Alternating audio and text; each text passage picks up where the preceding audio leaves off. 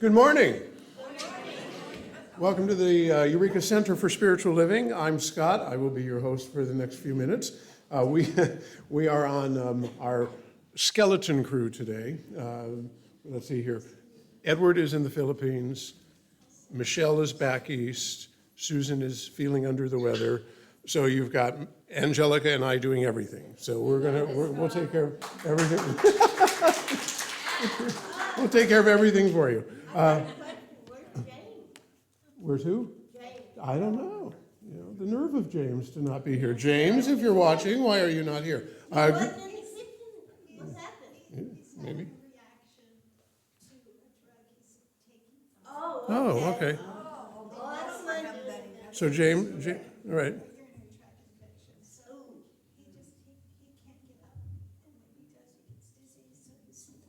Okay, so I hope he gets well. we will know that James is healthy and well and feeling better very quickly, Send my prayers to him. and that he is missed. Is he watching on Zoom? Do you know if he watches on? Oh, he's asleep. Okay. Well, James, we know that you're going to get well. Welcome, Zoomers, incidentally. Please silence your cell phones and all other electronic devices for the next couple of minutes. We always start our service out by the acknowledgement of the lands in which we are located. The Eureka Center for Spiritual Living acknowledges that the land on which we gather is the ancestral territory of the Wiyot peoples. This territory extends to the communities through most of Humboldt County, and we honor the Wiyot peoples today. All right, and we're going to start by doing the top half, which we will say our welcoming affirmation. We all say that together. And on the bottom, I guess at the morning meditation, it was about what a privilege it is to be here. So for the bottom half, instead of saying, I honor the path that brought you here this morning, you'll turn to somebody else and say, it is a privilege to be here.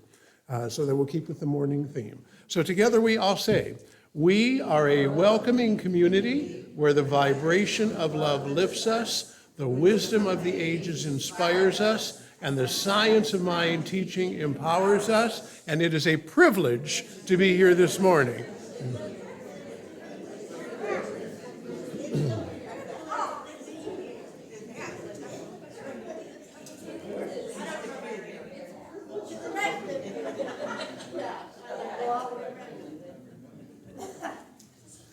All right, here's our schedule for the week. You can pretty much look at it and write it down, take photographs. If you are on Angelica's email list, you are informed of all of this, which is why we do the announcements. But you can always get on the email list. All you have to do is fill out the booklet in the other room or tell Angelica and give her your email address, and you will be informed of all of these. Let's see here what is coming up next. We have got the meeting for... So the next meeting for the men's support group, because Edward and Amy are in the Philippines, and the support group is in person, and it seemed inconvenient to have everybody hop on a plane and head to Samoa, not this Samoa, there's Samoa, or Manila. So the next men's support group will be November 19th, and then it's every other, or it's the first. I knew that. Just seeing if you're paying attention. Yeah, okay, November 9th. And then it's like the second and fourth Tuesday, whatever, Saturday. Just ignore me. That's usually what happens. Okay, Crafternoon. It's just an afternoon of doing crafts, hence the clever title, Crafternoon. So join your fellow craftites and be here on Friday the 18th from 1 to 4. Louise. Now I have a question, because on the other slide that you just said, it said noon to 4. Is it noon to 4 or 1 to 4? I thought it was 1 to 4. It's 1 to 4. There's one. Well, it just said on the last. I don't make the slides, I'm just in marketing. Okay, it's 1 to 4. 1 to 4, yes. I am not in production, I'm merely in communication. All right, so Crafternoon. Better Together is getting together this Friday, coming up to go to the Haunted Rail Tour, which is just wild. They have improved it from last year. It's $25 for the main one if you want to do some of the additional attractions that are there, including a trolley ride, and I forget what else they have going. Then you can bump it up to a higher price. But that's this coming Friday. It's crazy. It's just a lot of fun. So if you would like to go with the Better Together group, you contact Rose, who I don't see here yet. She's not here. But her contact information is on the screen, and then every month there is something that goes on. I with would Better Together. suggest that people get their tickets now, Yeah. because it's selling out pretty fast. It sells out, without a doubt. I'm the one who helps handle the tickets, and I get to see what's going on. Let's see here. Better Together, October 20th, that's next week. We will have a guest speaker, Reverend Lynn Fritz will be here to speak to us, Gathering Life's Bountiful Gifts. If you've seen Reverend Lynn speak before, and you like her, you certainly have to come back. If you have not seen her before, you have to be here. If you saw her before and you didn't care for her, what's wrong with you? Come back. The other big event coming up early November is our free holiday decoration giveaway. And what we do is we collect decorations from people who will give them gently used and new. And we fill that entire social hall with decorations of every shape and size on the wall, inflatables, lighting, blinking, wiring. And we then open our doors on November 7th for those 3 hours. And anybody...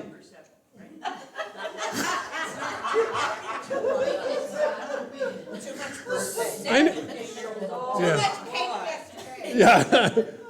I knew it said December. I was just checking to see if you're paying attention. On December 7th, and we give them away to people. It's just a wonderful feeling. So we need help doing that. We need help organizing it. We need help feeling the wonderful feelings that come from just watching people leave with all of these great decorations and the delightful comments you will hear. So please see me if you're interested in helping out. The bookstore. We have great reading in October as opposed to the other 11 months where it really sucks. Kidding. But anyway, October, all our books are 25% off, and the bookstore is, of course, in the other room. Our little pantry needs to be fed because we support the community. Are we collecting ramen or are we not collecting? We need ramen. We do actually. Canned meats always. Okay, canned meats. We could use ramen. We want it in Mac and cheese too. what was that? Mac and cheese. Mac and cheese. Plenty of that Okay. I can bring from my house because I got stacks of it. Wow. But Every year- it goes really, really quickly. So whatever you can contribute, please bring for the little pantry. And I think that's it for the announcements. Look at that, 8 minutes worth of announcements, and that's all. You're supposed to like the announcements. You run this place. So. All right, this month's theme is Harvesting Abundance for October. And we had to switch around assignments today because Susan was not well. Susan was going to do what I'm about to do. I was going to do what Angelica did. So yesterday I kind of scrambled around to come up with something that seemed appropriate for our moment of peace, also known as our contemplative meditation. And to everybody who showed up, or even thought about showing up for my birthday celebration yesterday, thank you. It was just absolutely delightful. I really appreciate all the love. And I wrote this in response to turning 70. So what we'll do is I'm going to read this. There'll be a moment of silence. Jackson will play us out with some music, and then we'll do a treatment, which I will lead. My grandmother was 70 years old in 1970, a Belarusian immigrant in 1923. Sitting at the kitchen table, extending her open hands to us, displaying how dried, cracked, and red was her worn skin, she would say, "Look at my hands. Look how hard I've worked." Being a teen, not knowing what to say, but feeling bad about what she must be going through, all I could do was look uncomfortably and be glad that I wasn't old. My father turned 70 in 1995. He was a hypochondriac to the extreme, adorning himself in copper bracelets and all sorts of pins and attachments that supposedly helped him improve his health. He died in 1996 of congestive heart failure. We hadn't spoken in years, and he lived thousands of miles away, so I remained untouched by his passing. My mother, his ex, also celebrated 70 that same year. Divorced, she endured tough times, even ending up in the hospital due to a bleeding ulcer from the stress in her life.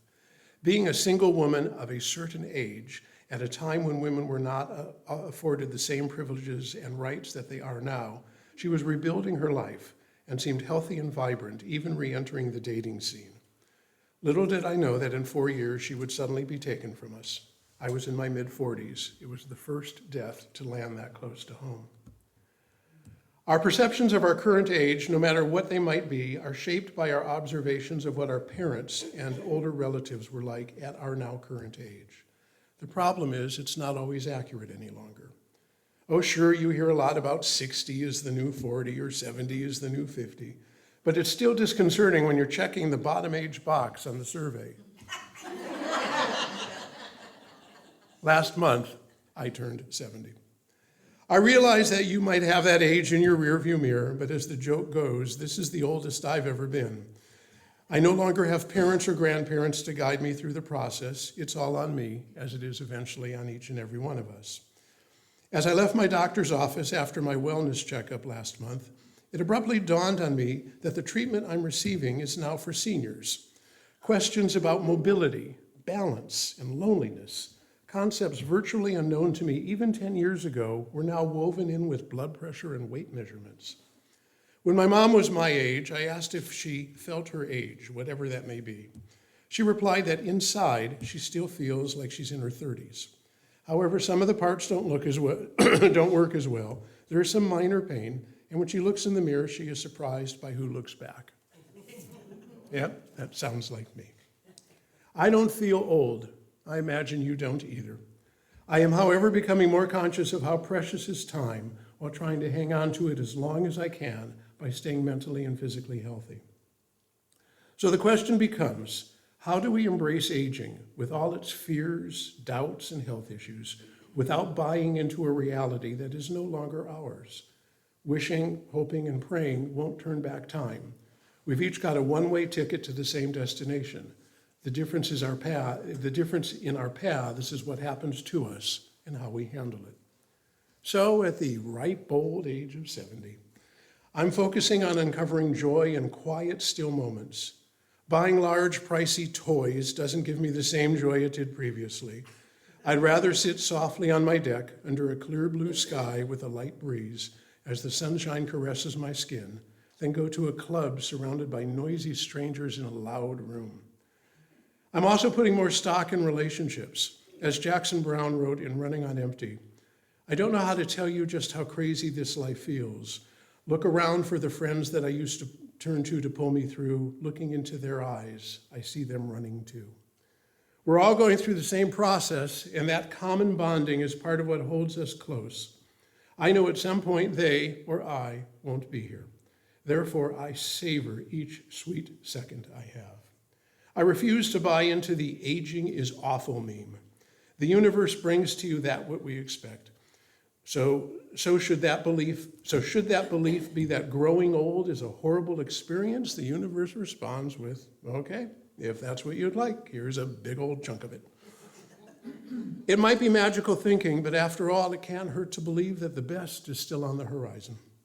Consequently, I aim to wake up each morning grateful that I still can. And I'm thankful for the small moments, my friends, my family, and so appreciative that it could be so much worse, but at least in this moment, in this light, it is not. That's my version of 70. Ask me again at 80, but in this moment of light, despite a few bumps along the road, I'm enjoying the process. I wish for you the same, no matter how many years you've been on this planet.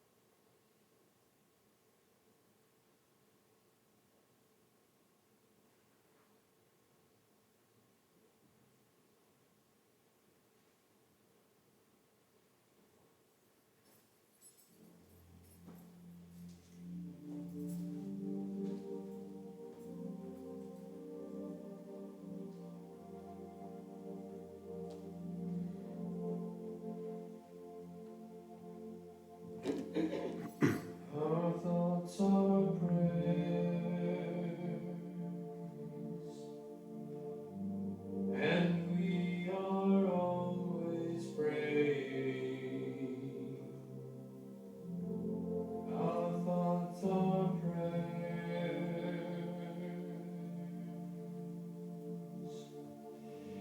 Be careful what you're saying. Seek a higher consciousness, a state of peacefulness, and know that God is always there.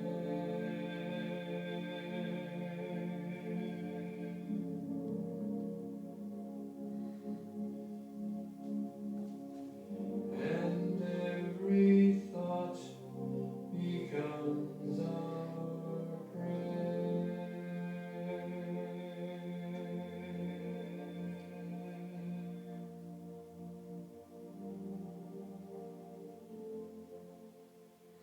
Here's what I know and what I'm thankful for. That time is an illusion, that the universe exists forever, has always existed, and always will exist. And although our time, my time in this plane of existence might appear to be short, I am of that same energy and have been here before I was here and will be here after I am gone. As Carl Jung said, life is a brief break between two great mysteries.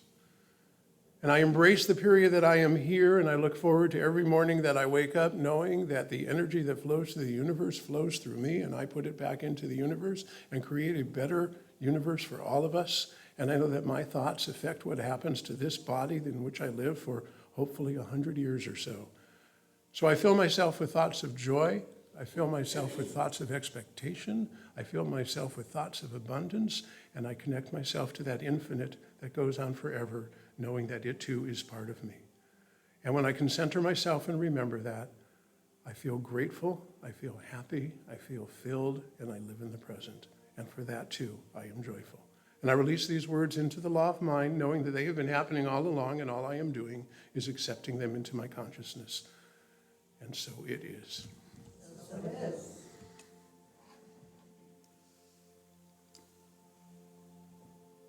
Our thoughts are prayers,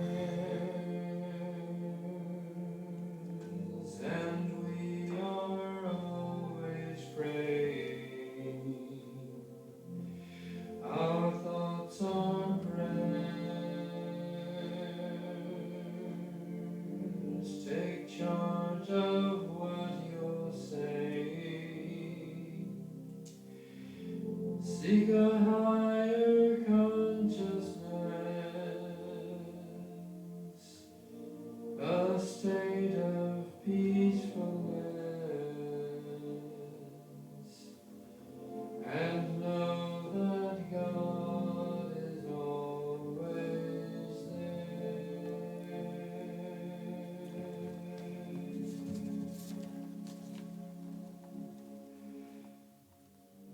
And every thought becomes our prayer.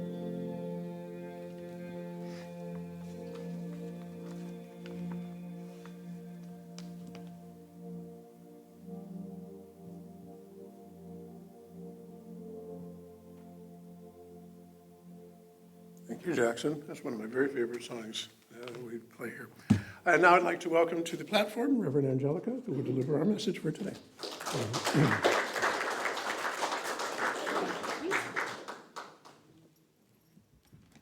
Good morning, everyone. Good morning. Good morning, Zoomers as well. So we're working this month on celebrating abundance, or harvesting abundance, rather. And so I thought that today I would take a bit from the garden, and I'm calling it Cultivating the Seeds Within. And so in this talk, we're going to explore potential and growth and nurturing of our inner resources. So I have 5 ideas here. My first one is the seeds of potential. Seeds of potential. Each one of us is like a field that is filled with seeds of infinite potential. And they've been planted here by the divine. Each one of us has been planted by the divine. And all the seeds that we have within us represent our qualities. They represent ideas, they represent talents, etc. And they need our attention in order to grow. They need our awareness in order to grow. And so the first step in cultivating these ideas of prosperity within us is realizing that the ideas already exist. Prosperity already exists. All you have to do to prove this to yourself is go out and look at a patch that you weeded in your garden a week ago.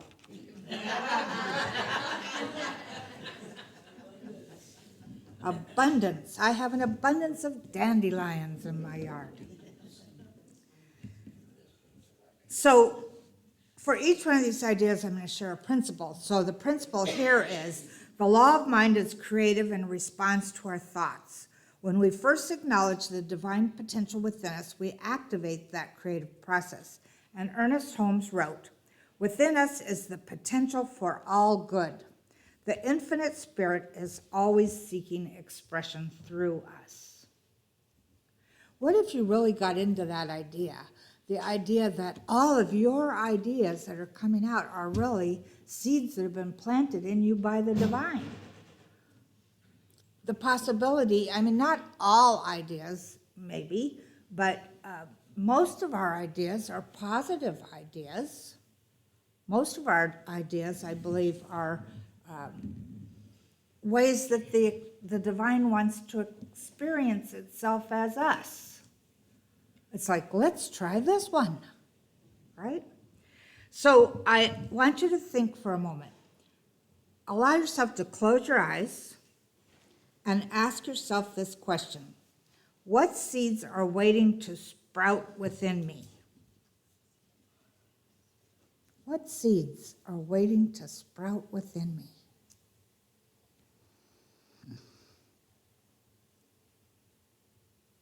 These ideas, these seeds could be a new idea, a passion, a talent. But what seed is waiting to sprout within you? The second idea is that we have to nurture these seeds with intention. So just as seeds need the right conditions, they need sun, they need water, they need care, etc. to grow, our inner seeds need attention as well, and nurturing, and the right mindset. And that's where the important idea is here. Our seeds that we want to manifest need the right mindset.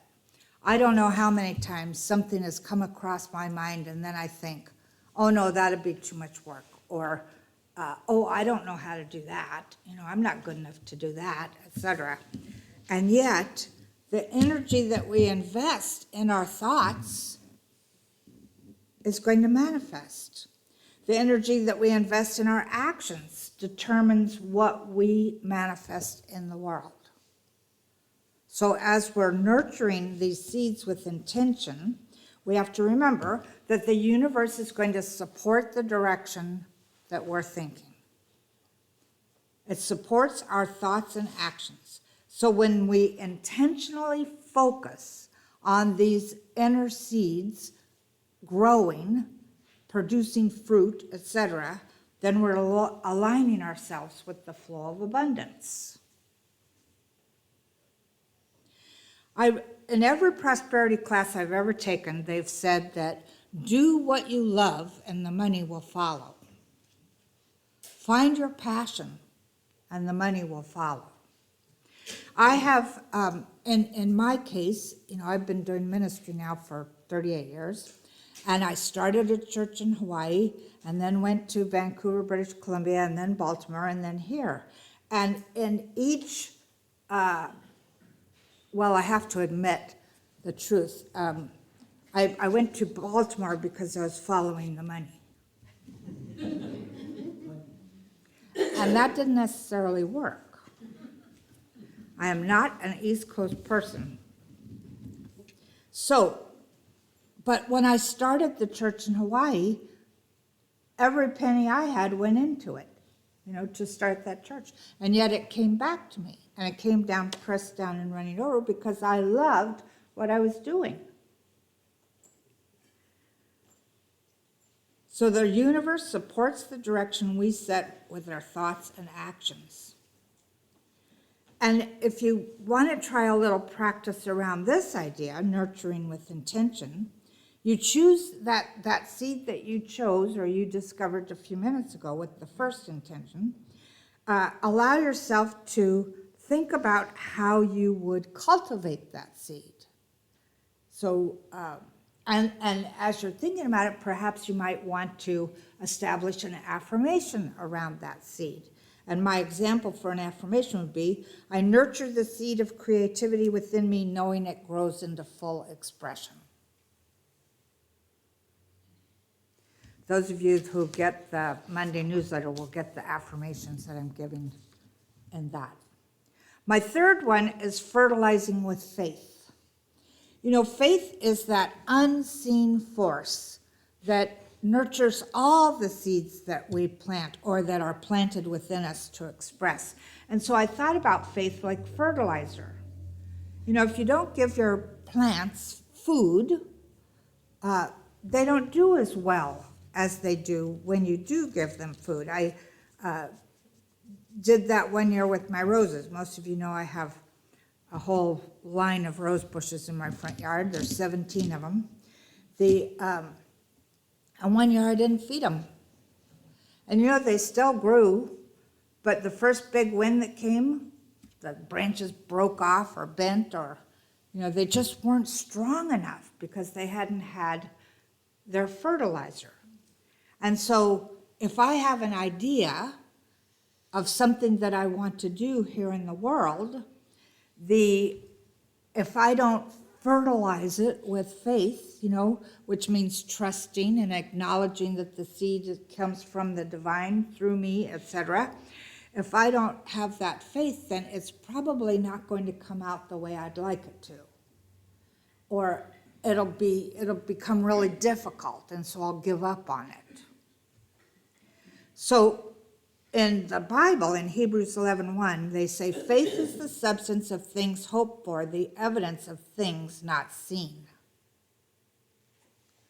So in other words, in the principle around this idea of fertilizing with faith, we have to remember that faith is the powerful element in manifestation, and it bridges the gap between the invisible and the visible, between possibility and between reality.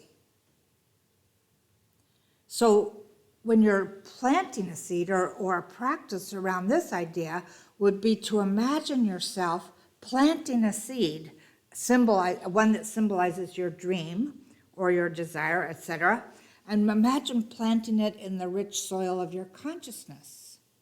And then visualize this seed growing. Visualize watering it or fertilizing it with your faith and knowing that it'll flourish in divine timing. So faith is what occurs or allows growth to happen even when it can't be seen. You plant, it always surprised me. I had heard that, old seeds would still grow. And I one day was cleaning out the junk drawer. Everybody has one of those, right? And I found this little packet of seeds, and it was way overdue, the date on it. And I thought, well, let's just see what happens.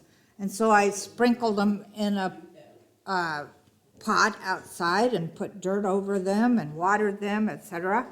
And I don't know if all of them grew, but quite a few of them did.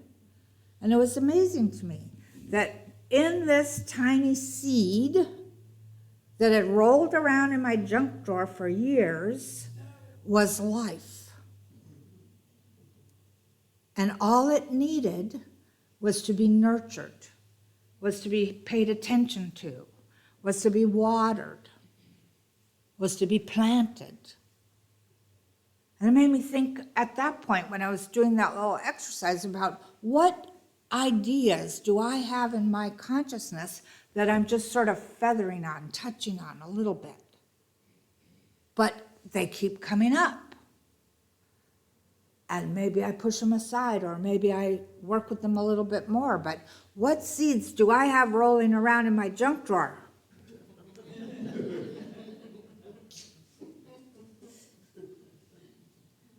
So allow yourself to visualize that seed, those seeds growing. The fourth one is weeding limiting beliefs. Now here's one that's really important.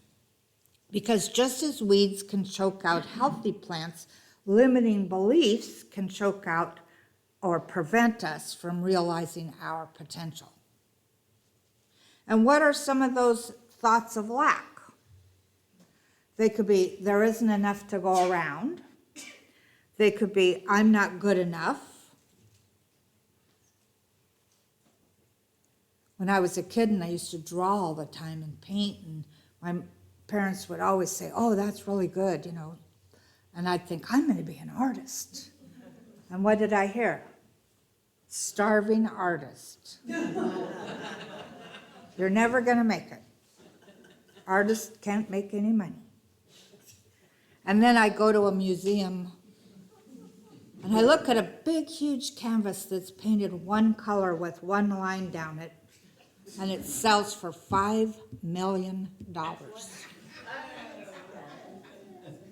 Obviously, that artist did not believe in the idea of starving artists. So anything is possible, right?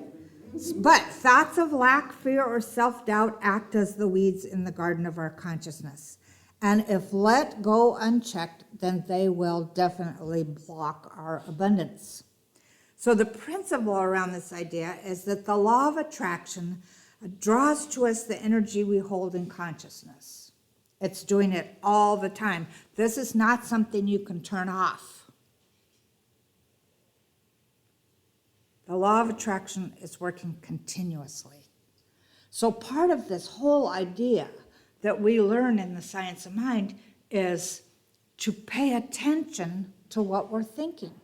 You know, we're having this conversation 24 hours a day with ourselves.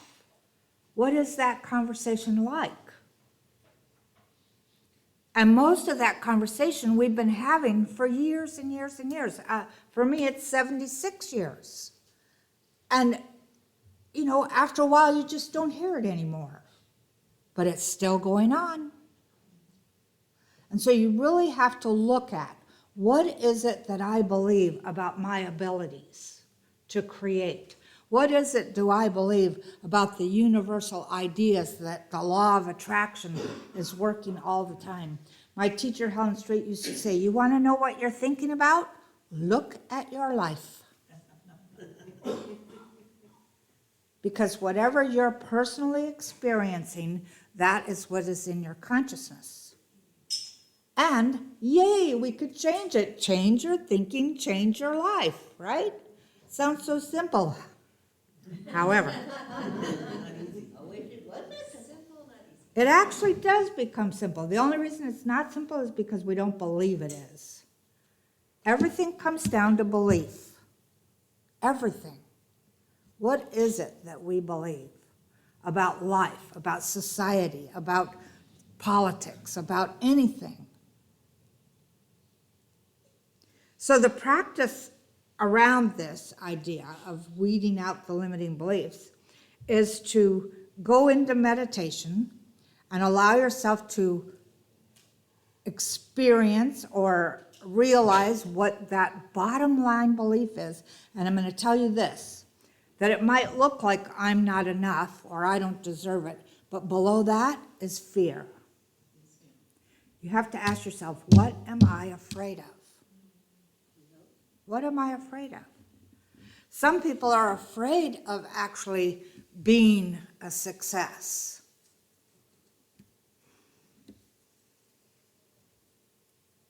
So you practice allowing yourself to look at, where is the belief that's stopping me from harvesting my good, cultivating my good? And here's an example of an affirmation you might use once you find it, or even if you don't find it. I release the belief in limitation and affirm the infinite abundance of spirit that flows through me. I release the belief in limitation and affirm the infinite abundance of spirit that flows through me. And my last one is gratitude as the sunshine. You know, we need sunshine to grow things. I remember a few years ago, across the street, well, right next to my house is the playground for Cutton Elementary School. And over by the gate to go into it was a fabulous, fabulous pine tree. I mean, I don't know whether it was a redwood or one of the other kind, but there was this gorgeous tree there, and I just loved that tree.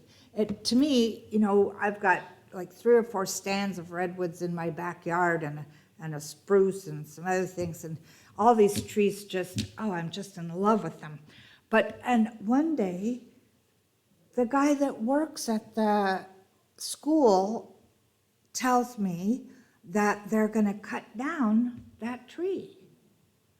And I'm like, why? It doesn't look sick to me. It looked perfectly healthy. Well, unfortunately, redwoods do not grow deep roots. They grow shallow roots. The playground was buckling because of this tree. And so that would be, that's not very good when you have a bunch of young children running around playing, to have the asphalt buckling. So they had to take it down. And then I understood it, but I still was really upset that the tree was going to come down because it wasn't sick. And I went to this tree and talked to it and told it what was going on and all of that. And something, as I was doing this little meditation with the tree, I had this idea that something good was going to come out of it, besides the asphalt being repaired and not no children getting harmed. And my roses are so happy. They've got sun. And they're getting so tall, I can't even reach the blooms that are way up there. So I thought, Somebody took the redwood probably and made something out of it.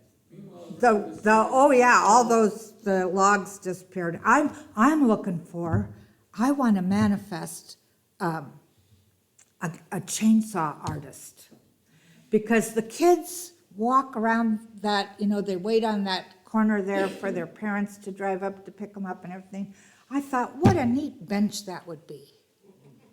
That thing. I have one in my backyard that's also could be a really neat bench. Anybody knows There's one down the street from me, actually. What? There's one down the street from me, actually. From you? A chainsaw artist? On East Street. There's one on East Street. Oh, there's a bench made out of it. No, there's an artist. Oh, cool. I'll talk to you later. Okay. So gratitude is sunshine. So gratitude helps the seeds within us flourish by amplifying our awareness of what's already growing. I'm really into gratitude. My whole life has been into gratitude since I found Sarah Van Brainock's book, Simple Abundance. It's a book for women, and it was a daily book, and she recommended at the beginning of the book that everyone write down 5 gratitudes every night. And I've been doing that since 1995 or 94, whenever that book came out. And I know that it has added to my ability to manifest more good in my life and in the lives of others, because I'm grateful for it. I'm so grateful for absolutely everything. In fact, the reading that I did this morning for the early meditation was from my own book, and it was about Paul Newman's, some of his last words, which were, "It's been a pleasure, privilege to be here. It's been a privilege to know you. It's been a privilege to be here." That's gratitude. Cicero, many years ago, wrote, Gratitude is not only the greatest of virtues, but the parent of all others. Think about that for a moment. The parent of all others. So gratitude, cultivating gratitude creates fertile ground for our abundance. Gratitude is like the energetic sunshine. It's the light that shines into our lives or from our lives. And when we focus on gratitude, it's like we're increasing that light. We're increasing that divine energy, allowing our seeds of abundance or whatever it is we're manifesting to grow. And so the more we focus on what we're grateful for, the more we attract things to be grateful for. It's a magnetic force. Gratitude is a magnetic force that draws abundance. So practice around this idea would be, as I said earlier, write down 5 things every day that you're grateful for. End your day that way. Think about 5 things. I tried to do it. Somebody else had that assignment in a class I took, only you weren't allowed to write anything you had written before. That was quite interesting because it was real easy for me. I'm grateful for my cats. I'm grateful for my plants, you know. I mean, it's really easy to write over and over again the same thing. And yes, I you know, the energy still goes into the gratitude or comes from the gratitude, but to think about things that I haven't been grateful for before. Yeah, it gets really down to the nitty-gritty. Pillow, Yeah. towel. Yep. The thing that just popped into my mind was being able to walk on cement rather than weeds. Or rainbows. Rainbows, definitely. Those to me are a symbol of the divine. So when you're doing your treatment work, and if you're new, treatment is a short form for spiritual mind treatment, which is our type of prayer, and I also call it affirmative prayer. When you're doing your prayer work, reflect on the seeds that you've planted and allow yourself to realize what has already grown in your life and realize the potential and the possibilities of what can grow. So these are the 5 ideas for cultivating the inner richness of ourselves, or whatever the name of this talk was. Cultivating the seeds within. Recognizing that there's seeds of potential in us, and there's seeds of potential absolutely everywhere that we can draw upon. Nurture them with intention. Fertilize them with faith. Weed out the limiting beliefs, and use gratitude as the sunshine. And you know, I know that as we practice these intentionally, we will all become master gardeners, cultivating the richness that is within us. And so let's take this into prayer.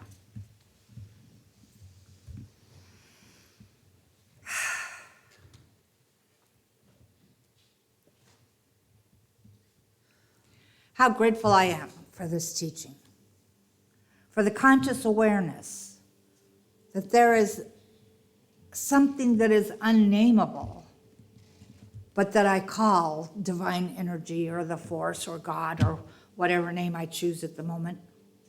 There is this essence, this energy that is not only around us, but within us. It is the one planting the seeds, and we are the fertile ground. And so I declare for each one of us this week that we take that idea that we thought of with my first idea, that seed that we'd like to plant, and we work on that. We let ourselves let go of any limitations we have around it. We let ourselves see that once it's planted, it grows, and it doesn't matter how long it's been a seed, it still grows. How grateful I am that we get to do this study of life itself together. So I know for each one of us that we all feel that it's a privilege to be here. It's a privilege to be in this dimension. It's a privilege to be in this country. It's a privilege to be in this community. It's a privilege to be in this center. It's a privilege to be in this gathering. And we let our gratitude be like the sun, shining on everything, knowing that the light, that pure light of the divine, shows the real self, the real things, the real energies. It's all good. It's all God. And so I release these words into divine law, knowing that they are so for each one of us, and that we plant our seeds with joy. And so it is. And let's see our affirmation for today. Jack Hall did them. This is our practitioner in Monterey. Together, I am immersed in and surrounded by the natural goodness of life. This awareness provides for and fulfills my every need and desire. Yes. And so it is. And thank you for playing the music while I do the treatment. I really like that. That's so, it's just, it's a good thing. So our music this morning, there she is with Anna Hamilton. Yay!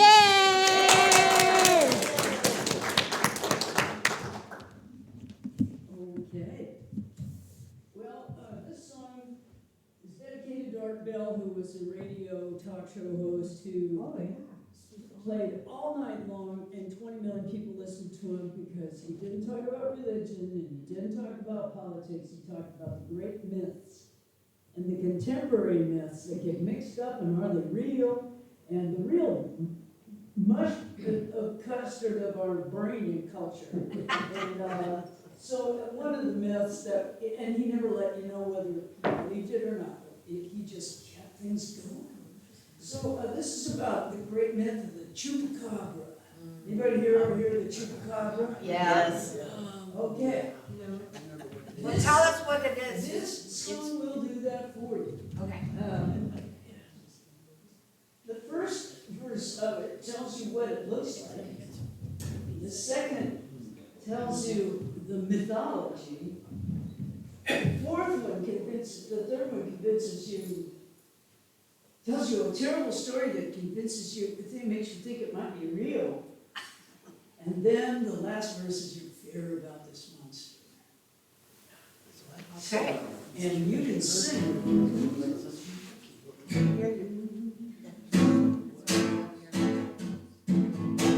It's a Mexican myth. Mexican. Chupacabra.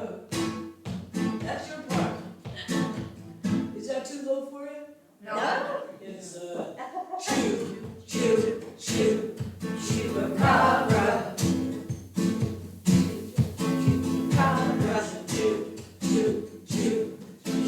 Chupacabra.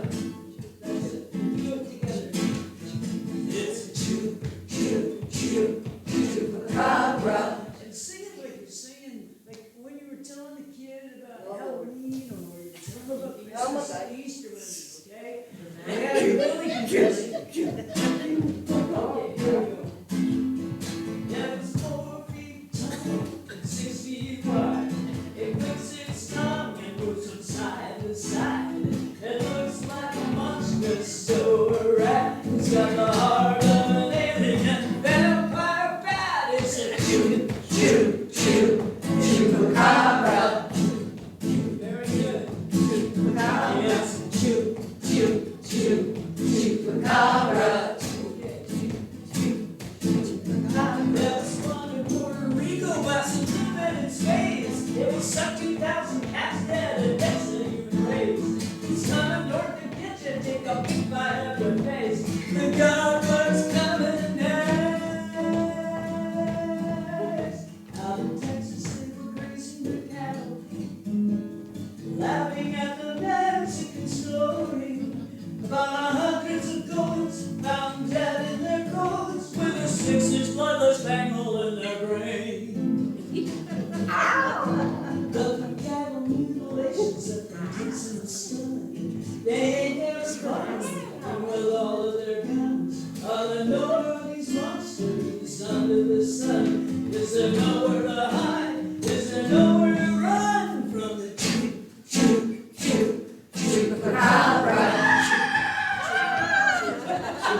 It's a chupacabra. It's so macabre. It's a chupacabra. It's a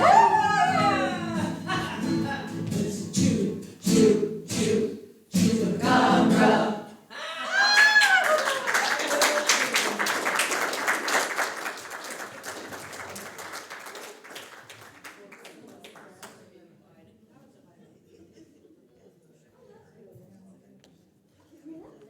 Thank you, Anna, wherever you disappeared. Oh, there you are. All right, now we're going to move on to the sharing of our gifts. So we're going to pass a plate. We're going to pass 2 of them. Put in it whatever you can. If you can't put in cash, you can always put in love and certainly gratitude. And we will say together the sharing of our gift affirmation. It goes as such. I gratefully give from the fullness of my abundance, knowing my gift blesses this center, all in it and beyond, and so it is.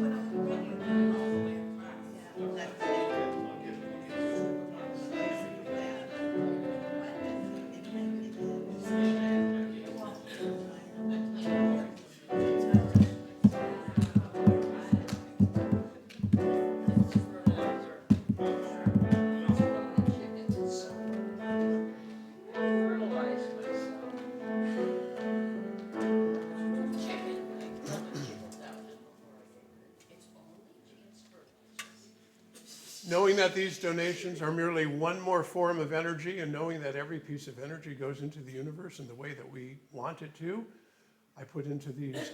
together we put into these donations the thoughts of joy, of helpfulness, of peace, and of a better world, knowing that that is happening at all times. And for our changes that we make in our community, the state and beyond, I am grateful, and I release these words into the law of mind and say, and so it is. Thank you. Okay, we're going to need in a moment somebody to read our community statement of inclusion, and we're going to do some demonstrations before we do that because we got a little bit of time. Also wanted to remind you that I believe there is some food in the other room. Part of it I know is from yesterday, but there's some food. Please take part, enjoy, socialize with people, and then Bree, what was the count? I thought you were going. No. Okay, I just wanted to make sure I got the count for my. Okay, thank you. We always say after the service you can meet with the practitioners. That's singular today, so you can form a line and I'll go through one at a time. But if you would like to talk with a practitioner today, it would be me. Please feel free to find me and we can take some time, talk about whatever concerns you or whatever you would like to talk about. So we're going to do a couple of demonstrations. If you don't know what a demonstration is, you put something, as Angelica talked about, you envision it, it's coming from the everywhere, and it comes through us, and then it is manifested in this physical plane by our thoughts. And I would like to get a couple of people who would like to share some demonstrations. I'll start by sharing one. It's been a very, very long time, but I had put into the universe earlier this year that for my 70th birthday, I would like to, for the first time in about 20 years, have both of my sons here. And they are both here.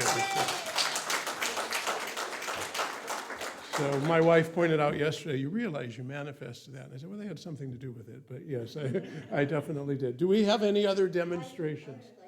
Okay, Donna? Real quick. Okay. A friend of mine just had a beautiful baby girl, and she named it Christine. and she's 3 weeks old, and she's home, and she's healthy. And I wanted to share this with the church because she was just born yesterday. Thank you, Donna. Anybody else want to share a demonstration? Oh, yes, please, Rose, come forward.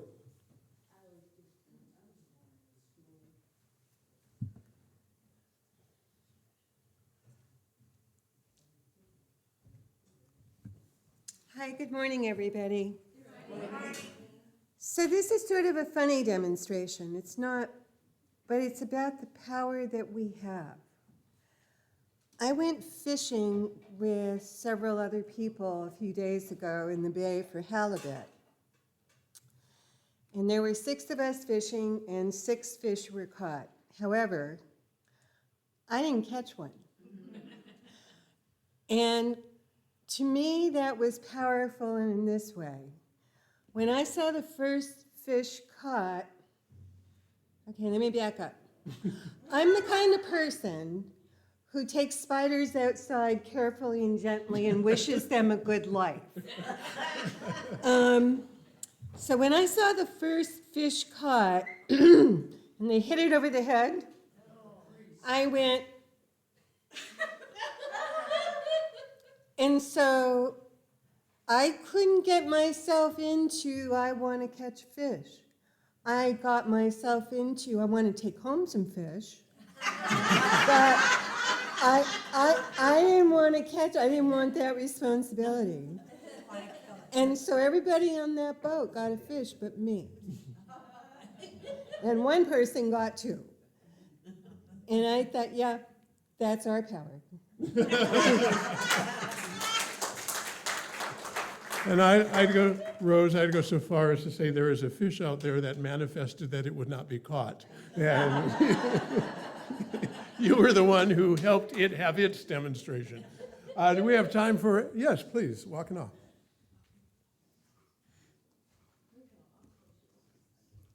Look how awesome you walk. This is so interesting. Yeah, what? Most of you know I've been getting rid of stuff. I have too much stuff, and I want it to go away. So I'm giving. Oh, you want this? You want that? Yeah, let's give it to Twice Nice. But my mother isn't like me. My mother keeps everything, and you can't get enough, even though she lives in one room. And she's been falling a lot. And so she wants me to take her to buy a recliner. She's got a recliner, and she's got a nice rocking chair, but she thinks she needs 3 in case she has company. But she doesn't have company.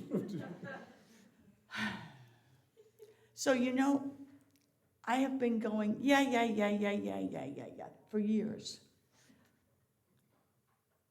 And trying to limit her. And yesterday, I was able to say, Mom, you can spend your money on whatever you want. I will help you, and you can do whatever you want.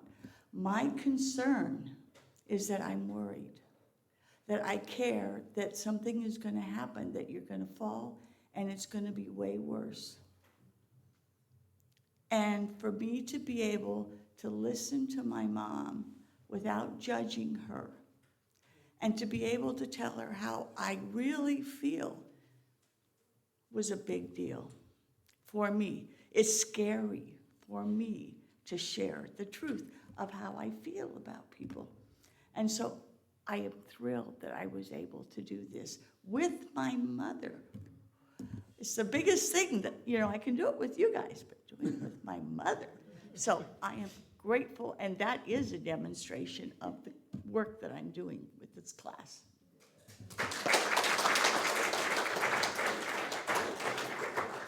All right, what we would like is somebody to read our community statement of inclusion, and then Donna will sing us out.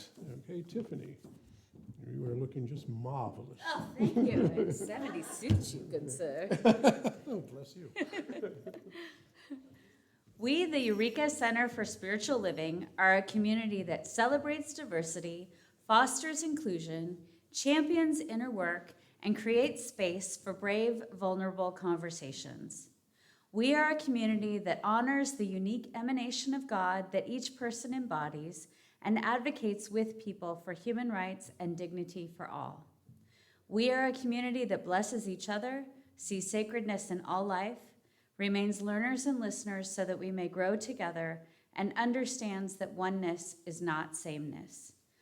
We know our beloved community is revealed more fully when we love each other well. Thank you. If you would please join hands in a circle, or elbows, or whatever you're comfortable with.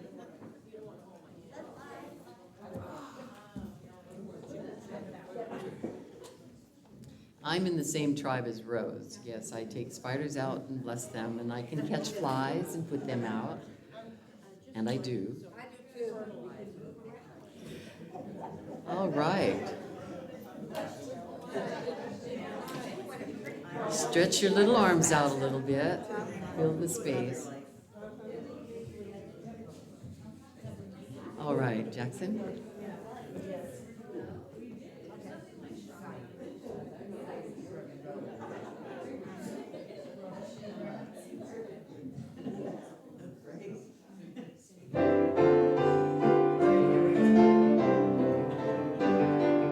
Yes, there is peace on earth, and yes, it begins with me.